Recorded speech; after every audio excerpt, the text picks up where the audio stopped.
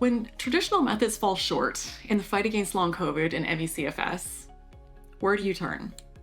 Today's guest, Dr. Sally Riggs over in New York, found a unique way to turn her struggle with long COVID and ME/CFS around. If you're new here, my name is Raelan, and every week I share a new recovery story, giving all of us a chance to learn from what's worked and what hasn't for different people who are facing these sorts of conditions. In today's episode, we are going to hear about Sally's intense journey. After battling severe long COVID symptoms and ME/CFS and trying just about everything, she stumbled upon a breakthrough that transformed her recovery.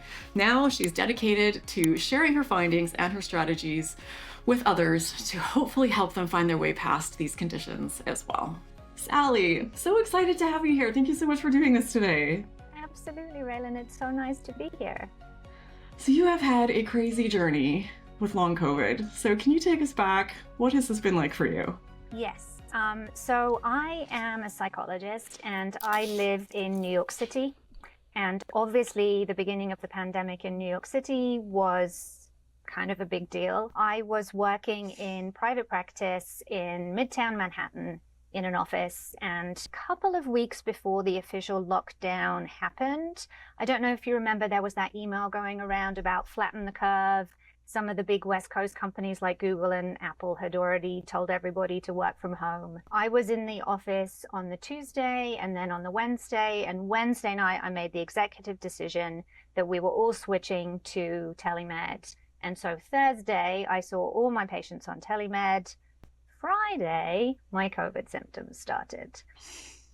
And that was March 13, which I think a lot of people had that same acute infection date. And it was relatively mild. I mean, again, you know, everyone who's had COVID will have this kind of same, it's like no illness I've ever had before. It feels very different, but I wasn't hospitalized. I didn't have the horrible cough. I didn't lose sense of taste and smell. I had a weird, like metallic taste, which was slightly disconcerting. Body aches, chills, no official temperature, but technically I run with a low body temperature anyways, which is annoying if you're trying to meet criteria to get tested. I did persuade somebody to test me, but in those days they didn't know what they were doing and it came back negative. I think it took 2 weeks to come back. It probably sat outside in some box for probably most of those 2 weeks. And yeah, I knew it was COVID. It took me probably about 10 days to recover from the acute infection. But by early April, I was starting to feel fatigued. And I just put that down to being a psychologist. We worked so much at that time. Everybody was super anxious about the pandemic. Everybody's phone was ringing off the hook. I didn't take a single day off when I was sick. I didn't tell anybody I was sick because I didn't want them to worry that I might die. So I was literally lying in bed and would like throw on a shirt to see patients and then get back into bed again. And so I kind of put the fatigue down to that. And then by May, I'm a runner, again, a very familiar story, and I was still training for a ultramarathon race in the summer. So I was starting to notice chest pain at the end of my run. And I was starting to notice shortness of breath just walking up a small hill, which again isn't really normal if you're an ultramarathon runner. By June, lots of other weird things were happening, skin rashes, that lovely rib pain that a lot of people had, costochondritis, which I thought I had fractured my rib, because obviously I didn't know what costochondritis was. But thankfully by that point, the early Facebook groups had started and people were talking about this thing that they were beginning to call long haul COVID or long COVID. And the Mount Sinai clinic post-COVID, and then they sort of had because post-COVID at that time was people who'd been hospitalized in intensive care. And then they sort of had an offshoot clinic for the beginnings of long COVID. And I called to try and get an appointment, but I had a negative test, so they wouldn't give me an appointment. But I found David Petrino's email somewhere, and I just stalked him until he put me in touch with somebody who could give me an appointment. And so I was able to get a diagnosis, I think, end of June, early July, I managed to see somebody. And they said, you have long COVID. And they also said, you need to stop your running. And I said, don't be stupid. I was persuaded to reduce it by, I think she said, okay, well, you can do 30% of what you've been doing. And I've probably been doing a very pitiful sort of 20 miles a week. And so I reluctantly cut it down to about 6 or 7. August, I actually flew to the UK because if you remember, things had kind of gotten a bit better at that point. And stuff was sort of starting to open up, that sort of false window of opportunity. And although there was a 2-week quarantine, I take a month off from work in August anyways. And so I flew over, quarantined for 2 weeks, but it was a very not strict quarantine. And then I had 2 weeks to see friends and family, and everything was outside and I was wearing a mask, and that was great. But unfortunately, I hadn't factored in the fact that flying 7 hours at 10,000 feet, whatever it is, has a big impact on your body if you've got long COVID. And so by that point, I was trying to run maybe 1 mile at a time and really not managing it very well. Lots of chest pain the whole time I was running. Got back here beginning of September and tried to do 1 loop of the Central Park Reservoir. Didn't even make it halfway round, had to walk back. And that was my last run, September 2020. I had managed to get in with the Mount Sinai PT clinic for long COVID at that point, and I started working with Jenna Tosto. Did not do very well with that. Chest pain got worse and worse as a result of the activities they were trying to have me do. Went to see a cardiologist in November. Was cleared. No myocarditis or pericarditis, which is great. But also, that was also the end of any activity that I endeavored to do. And really by that point, I was barely managing to walk, walking very slowly. I was wearing a heart rate monitor by that point, and even walking very slowly, lots of chest pain, lots of shortness of breath, very high heart rate. December, I foolishly decided to also fly to London again. And that was the beginning of the chronic fatigue. And I think really that second flight just kind of, contributed again. And going into 21, basically 2021 was chronic fatigue year. And I tried everything, reluctantly cutting back on work. As a self-employed person in the US, I don't get any sick leave, any sick pay. So worrying, how am I going to pay my mortgage and my bills? But did sort of reluctantly say, okay, I'm not going to take any new referrals. I was still doing a lot of trainings, 3-day workshops, which were just absolutely excruciating, but I needed the money. I tried Susie Bolt's yoga, crashed after I think I had 10-minute super basic start here program, and then I would crash for a month, and then I would try it again. I tried meditation. I tried, what's that one called? Is it transcendental meditation? The one where you sort of go into yourself that the fancy people in Hollywood like to do. And it was lovely. I enjoyed it very much, but it didn't really do anything for me. I tried breath work. I did the stasis breath work program. Could not get on with that at all. I tried lymphatic massage. I tried craniosacral. I tried Reiki. Literally crashed every time. Oh, acupuncture was the worst crash ever. And then we got to August, and again, I take off for August, but I was so ill, there was no way I was flying back to the UK. So I just rested. The people who at that point were finally saying, okay, radical rest. You really need to rest. Okay, fine. I'm not going to leave the couch for a whole month. And then I started back at work in September, literally not feeling any different than when I had taken off. So beginning of September, I saw my primary care physician, who is at Mount Sinai and is fantastic. She had been on the ball about long COVID from the beginning, had been, reading up on all the things as they came through and recommending stuff as it was permitted, slightly limited by the Mount Sinai rules. So she was never allowed to do ivermectin. She was never allowed to do anticoagulants. But still a lot of things, which was very helpful. So I saw her in September and I said, what am I missing, right? I've done all of the things that everybody's talking about. I've done the rest. Why am I not getting better? What are your other patients doing? And she said, there's this thing called the Safe and Sound Protocol. And she gave me the information of occupational therapy company who was offering this thing.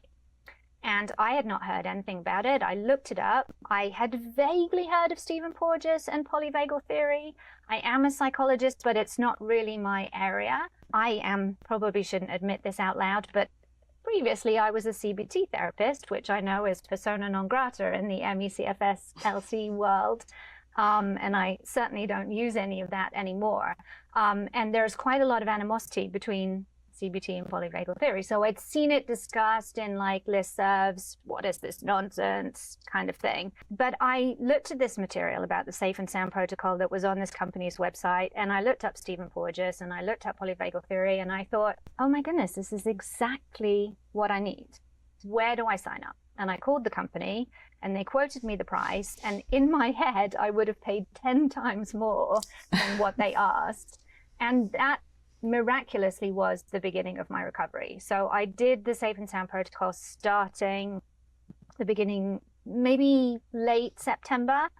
And by end of October, beginning of November, my nervous system was starting to get back into rest and digest. And I was having big waves of gratitude show up. And suddenly the acceptance was possible. You know how everybody tells you, you've got to accept that you're ill. And I'm like, I'm not accepting this. Isn't but the acceptance was showing up, all of those lovely things that we have access to when we get into rest and digest. And I suddenly, brain fog was better, fatigue was better, was able to be working full time again. And that kind of scary moment when you've been so sick, but when we're so sick, we actually don't realize quite how sick we are. And when the brain fog lifts and you look back and you think, oh my God, I can't believe I saw patients. Like I barely could even tell you what my own name was. And that realization of the awfulness because it isn't there anymore. And because that had been so revelatory to me, I then went on this huge deep dive. I got trained as an SSP practitioner, and there's quite a lot of polyvagal theory in that training. And then I bought all of Stephen Porges' books and Deb Dana's books and started really going down a rabbit warren to understand this thing that is polyvagal theory. So I did a video on polyvagal theory that explains it in more detail, and I can link it for people who aren't really familiar with it. But can you give us just a kind of high-level overview of what it is? Yeah. And I particularly I was watching that video a few days ago because I think a lot of people talk about the nervous system, but they don't really fully understand the nervous system. Mm-hmm. And in that video, you beautifully highlighted that actually something really, really, really crucial is that there aren't just two nervous system states, parasympathetic and sympathetic, which is what a lot of people talk about, that there are three. And so the way that Stephen Porges conceptualizes them is sort of hierarchically one above the other or one underneath the other. And obviously that's not how they exist in reality. Anatomically, if you look at us, we've got the sympathetic nerve, which runs down the spine, and then you've got the vagus nerve, which is sort of further forward in the body if you're looking at the cross section on the side. And the vagus nerve has two branches. It's got the ventral vagus, which comes through our face and through our chest, which is our social connection system, and that is your rest and digest. And then you've got the dorsal vagus, which goes all the way down through all of your organ systems into your gut. And that is our shutdown freeze response mechanism. And basically how this works is you have three nervous system states. Rest and digest is one, fight or flight is the second, and freeze, shutdown, immobilization is the third.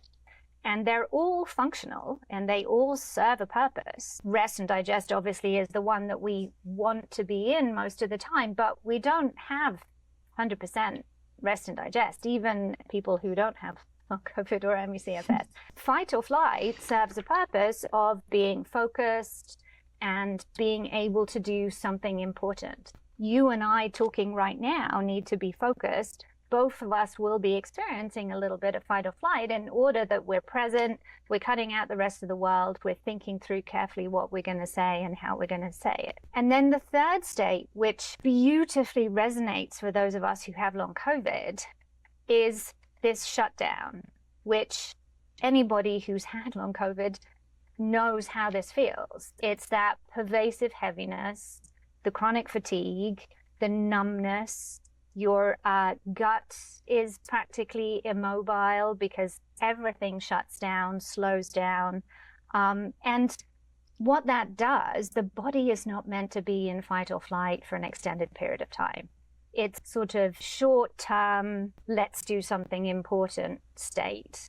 And it isn't sustainable. And if we stay there permanently, damage will be done to our organs and ultimately we will die. And so we have this fabulous mechanism that cuts that off to keep us safe, and that is the shutdown. Now, the negative side of that is that when you're shut down, you can't do anything because everything has been shut down.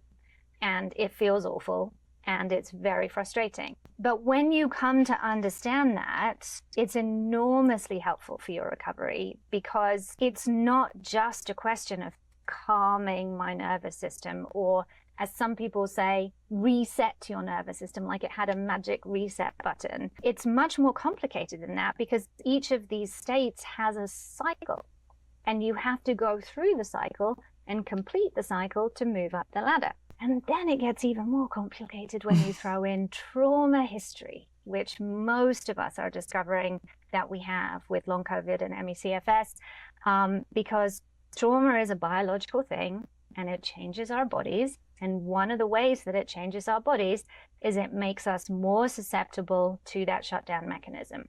And so if you go into fight or flight, the shutdown will happen sooner and it will be a lot harder to get through fight or flight and back up to rest and digest again. So this is why it's so relevant to long COVID, because long COVID itself, getting that acute infection of a disease that no human had ever had before, was a trauma. So even if you didn't have existing trauma, that trauma to your body, and we now know that the spike protein also damages the vagus nerve. It goes up the nose, and then vagus is cranial 11, I think, and starts right in the back here. So it literally goes straight into the vagus, does all kinds of damage. And so all of this makes perfect sense. So when you started to understand all of this, what did this look like for you for your recovery on any given day? How did you change? What did you do? What were the strategies that helped you to get better? This has been like a huge journey for me, understanding all of this theory and all of the research that we have about trauma, about chronic fatigue, about polyvagal theory, and then also a journey of learning my own body, my own nervous system, how it works. Because what shows up in those different states for each of us is slightly different. And also it changes as you recover. So that's an ongoing learning process. When I was very, very sick, I have in my long COVID clinical presentation, I have a lot of POTS and I have a lot of MCAS. And so for me, the early indicators of going into fight or flight were chest pain, and then this thing called coat hanger pain, which a lot of people with MCAS talk about, which is if you imagine that you've got a coat hanger across your back, that's where the pain is. So sort of on your shoulder blades and then sort of right across the middle. And then what I learned fairly quickly is that if the beginning of the chest pain happened, I could still do a strategy that would stop me going down into shutdown. But if it continued and the coat hanger pain kicked in, that was too late. Shutdown was inevitable. And then when you go into shutdown, again, so interesting. A lot of people, we talk about the pervasive heaviness, the chronic fatigue, how awful you feel with long COVID. And yet if you ask people, what nervous system state are you in? Still 9 out of 10 will say, well, I'm calm. I'm not agitated. I don't have like palpitations. I don't have chest pain. So I must be in rest and digest. And we don't realize that that calm is actually the absence of everything, total shutdown. So most of us are spending 90% of our time in shutdown, and we don't even know what that is, how it works.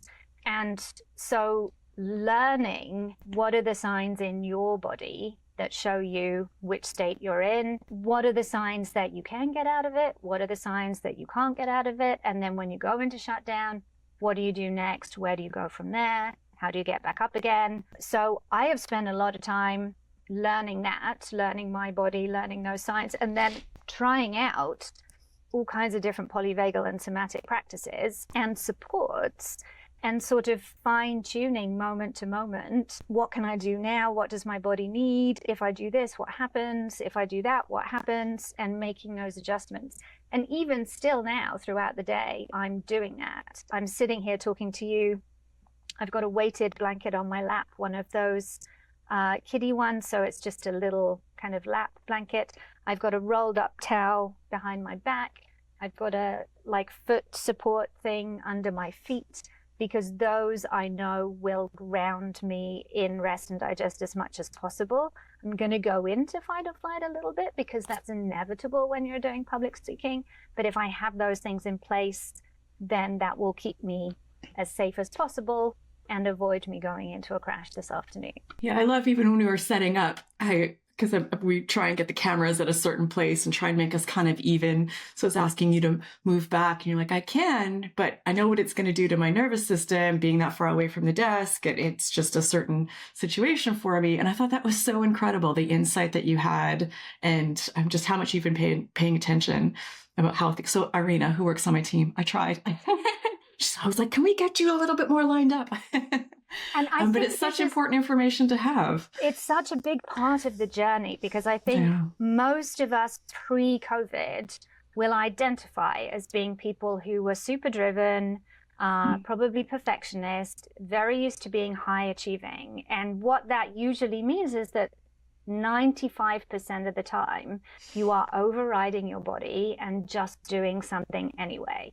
And that isn't sustainable. And you may notice that historically, periodically, you would have a weekend where you would just sleep for 48 hours to recover from that. And obviously, long COVID has been that final straw with the camel, whereby we can't get away with that anymore. And so learning how to redo everything in your life, putting your nervous system first, it's a process, but in a way it becomes a non-negotiable at this point, because the choice is, well, do I want to just be on the couch for the rest of my life? If I don't put my nervous system first, that is the option. And so then I think it helps you to become bolder, to say to people, I can, but this will be the consequences, and I'm not willing to do those consequences. So actually, no, I'm not going to do that. Most of us have not been very good with boundaries. Most of us have been people pleasers. And suddenly you get this kind of, well, actually, no. If I do that, I can't, because this will happen. And so you become more bold to be able to say, that's not going to work for me. And I think a big part of the journey for me has been, as a small business owner, as a self-employed person, learning to turn all of that around so that it supports me rather than depletes me. Learning to be able to say to my team, this is not going to happen. I knew that we were talking today at 10 o'clock, and I said to my team, if you need anything, I have a window of 4 p.m. After that, I will be having a nice quiet evening, and in the morning, I will be taking my time to get ready to speak. I cannot be scrambling. I cannot be doing any last-minute nonsense, because that will push me into a crash, and then I won't be able to talk. So knowing what your boundaries are, telling people, letting them know, all of that is part of nervous system work. It's not just doing a little strategy and calming your nervous system. You had mentioned that before you got to that more severe shutdown state, the coat hanger state, that it was possible to sometimes catch it earlier, and you had some strategies that can keep you from getting to that place. What were some of those strategies? Yeah, and I would want to stress that this stuff is enormously personal. And so I do have in my book, I go through a whole repertoire of strategies that you can try. I also have an online course that, you can watch videos of me doing them, not just a description, because we are all different and not everything will work for everybody. And a big part of the process is trying them out and seeing what your body resonates with and what it pulls for. For one of the things that I used to do early on was rocking. And interestingly, even going back to early childhood, I used to rock. And I think a lot of people do. Obviously, I've had a sensitive nervous system my whole life, and my body kind of knew how to deal with that. But socially, we get told, shouldn't be doing that. That's not something that people do. It's associated, unfortunately, with learning disabilities or mental retardation or whatever. And so therefore, that's not socially acceptable, right? You don't have autism, so you can't be rocking. Okay, that's not really fair. But actually what it's doing is it's soothing our bodies. And what it's also doing, some people like to go forwards and back, which is also super interesting. Ooh, not me. No, it's funny, isn't it? We're all different, and our body will tell us straight away. What it's also doing, which is super interesting. So if you think about the cycles, fight or flight, the cycle involves a lot of energy rushing into your body, and then adrenaline, and then about 15 minutes later, cortisol. And if you want to complete the fight or flight cycle, you need to move that adrenaline and cortisol through your body and get it out. So those of us who used to go for a long run after a stressful day at work, that's what we were doing, moving the adrenaline and the cortisol through our bodies. Now that we have long COVID, obviously we have to be super cautious about post-exertion malaise and exercise intolerance. And so going for a run is not an option. Finding other ways that we can gently move that energy through our body is really crucial. So when I used to do that rocking, maybe something stressful happened in my assistant messed something up or something and I got angry, just doing that is moving the energy through. And if it's a little more intense, you can do things like, just kind of shaking it out. Obviously, we want to be careful that we're not doing too much and pushing ourselves into a crash. All of the nervous system states are about energy. And obviously, ME/CFS and long COVID is also physiologically about energy.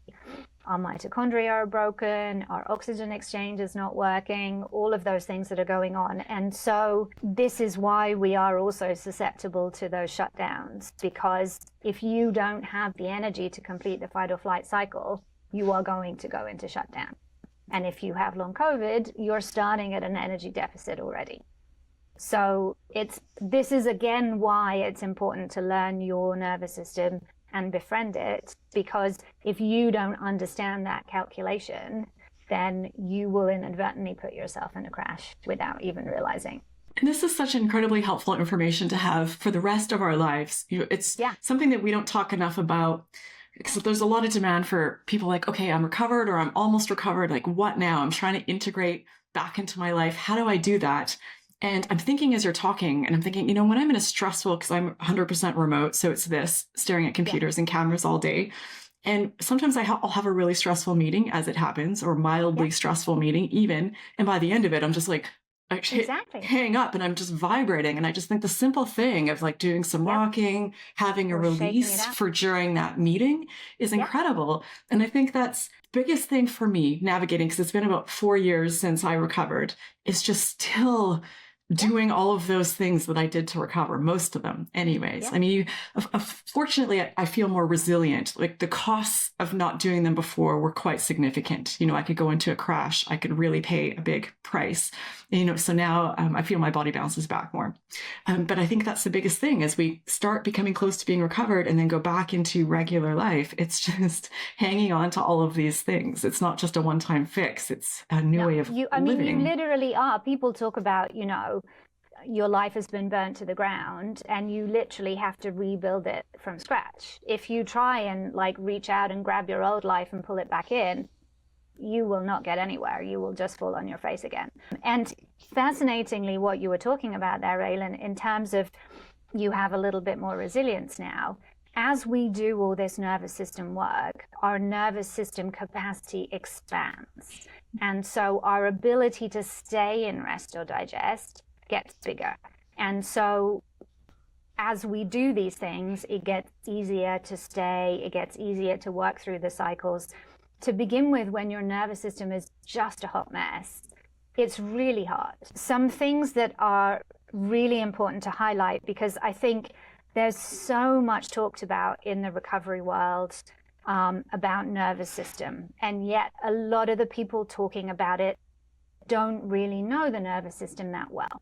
And, you know, I love your channel because people come and they talk about their own recoveries, and they then can look back on their own recovery and figure out what worked and what didn't work and share that with other people. The luxury that I've had being a psychologist, having that academic and research background, is that I didn't just have to figure it out in myself. I could go and do the research and look at the existing understanding and science behind all of this stuff and apply it to all of this. And suddenly, all the things that didn't work for me make sense within that context. So, for example, lots of people talk about breath work with long COVID, and lots of people do really well with breath work.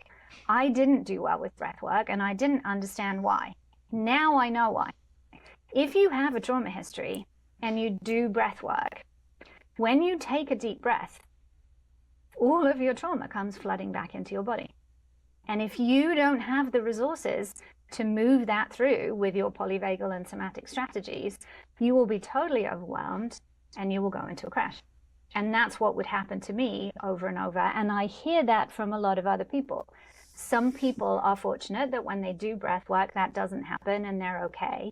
But if you have done breath work and you feel absolutely atrocious afterwards, that's why. It's not your fault. Don't panic. Go back and do the nervous system work. Similarly, yoga, meditation, all of those things can also have that same effect. So again, some people do great with them. Some people do fantastic, and that's all they need to calm their nervous system. That's wonderful. My hypothesis is that probably those nervous systems weren't as dysregulated in the first place. Most of us with long COVID and the kind of severe forms of ME/CFS, our nervous system is so shot to shit that those things are not going to work for us yet. They may become later practices when our nervous system gets more resilient, but to begin with, we have to really go back to basics. And if you are spending 90% of your time in shutdown, curling up like a ball on the couch and going into it, leaning into shutdown rather than fighting against it, is going to be your best friend. And that is something that took me a while to realize. And again, I talk more in my book, in my course. I think some of my YouTube videos or even have some information about that, how to lean into freeze rather than fight against it. Because if you need energy to get out, fighting against it is going to use up all that energy, and then you're not going to be able to get out. Another one that's talked about a lot is brain retraining, all those brain retraining programs, neuroplasticity. Neuroplasticity is an evidence-based, super scientific thing, absolutely crucial to our recovery. However, if you do brain retraining when you're in fight or flight, guess what you're reinforcing? Fight or flight. And so your body will build stronger and bigger neural pathways for fight or flight, and you will not be able to get out.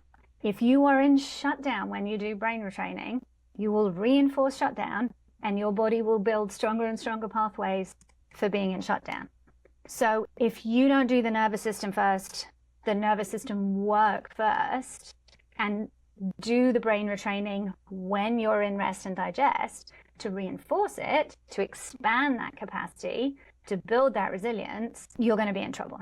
And I think that's why, you know, some people do amazingly with Gupta, some people don't do well, or Lightning, or ANS Rewire, or whichever of those programs that you're using. And if none of them really goes into the reasoning behind who's successful and who isn't successful, and it is because you need to be predominantly in rest and digest when you're doing your brain retraining. Otherwise, you're just reinforcing those other states. So, Sally, a lot of great information here. I really appreciate all of this. You're explaining all of this so well, better than I ever could. Just really helpful stuff. If you were to summarize this into kind of what the most important things for you have been, or what advice you would have for other people who are currently facing these sorts of conditions, what would you say? Yeah, I mean, I would say, yes, it is definitely about the nervous system. And that is definitely worth investigating and understanding and learning. But to clarify a couple of things about that, it's really important to understand the nervous system from that Stephen Porges polyvagal perspective, because if you're just looking at it as if it had two states, you're totally missing 90% of our existence when we have long COVID or ME/CFS. And to highlight, I know that there's a lot of discussion and a lot of debate. Is this all in the mind? Is it a psychosomatic illness? By going down that nervous system route, am I admitting that I think it's a psychosomatic illness? And as a psychologist, I get asked this question all the time, right? Because people are like, well, what are you doing? You're a psychologist. Why are you working with these people? And I say, well, first of all, I don't work as a psychologist. This is not a psychological disorder, and I cannot diagnose you with a psychological disorder. So I can't work as a psychologist with people who have these illnesses. They are very much organic, biological illnesses, and we know a lot more about that now. And one of the wonderful things, I hate it when people say, the silver lining of your long COVID. There is no silver lining. However, us being such a huge cohort has certainly woken up the research world to now also think about ME/CFS again. And I think a lot of the wonderful research that was being done there by like two people with two pennies now has a bit more funding and a bit more focus on it. And so the things they are finding about how the mitochondria are broken and what can help with that, what is going on with the oxygen exchange in our bodies, in terms of long COVID, if there's a viral reservoir, where it might be, how we get rid of it. That may also be the case with ME/CFS. Most of people's experiences are post-viral. Where is the virus? How is it working? What is it doing? All of that stuff, it's still years away from having breakthroughs, unfortunately, because science works slowly. But what we do know, the connection between the vagus nerve and these illnesses, is that the vagus nerve gets damaged. And when the vagus nerve is damaged, the nervous system is going to go haywire.